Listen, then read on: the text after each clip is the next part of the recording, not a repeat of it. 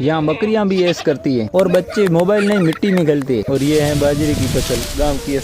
तो चलिए दोस्तों देखते हैं एचएस देसी लाइव का असली सफर। नमस्कार दोस्तों, मैं हूं हुसैन और स्वागत है आपका एचएस देसी लाइव में। आज आपको दिखाऊंगा हमारे देसी गांव का असली लाइव, खेत की मेहनत और बकरियों की देखभाल और हमारी फसल। चलिए शुरू करते हैं। ये देखिए सुबह सुबह झाड़ी कटिंग कर रही है। गाँव में लकड़ी को हर रोज काम में लिया जाता है। अब आया गाँव का असली हीरो। ट्रैक्टर तो गांव का सबसे बड़ा साथ। बबूल को चैन से बांध दिया है और अब देखो कैसे धीरे धीरे आगे बढ़ रहा है।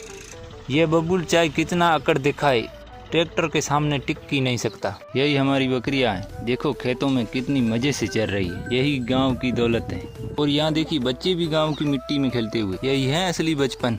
और ये है बाजरे की फसल, गांव की असली ताकत। बाजरे की रोटी और दही, वाह क्या स्वाद है। और ये है अरंडी की फसल, कितनी हरी भरी खड़ी है। पूरे खेत में हरियाली फैली हुई है। अरंडी का तेल बहुत काम आता है, बालों से लेकर दवाइयों तक। तो दोस्तों ये थी मेरी आज की देसी जिंदगी की झलक।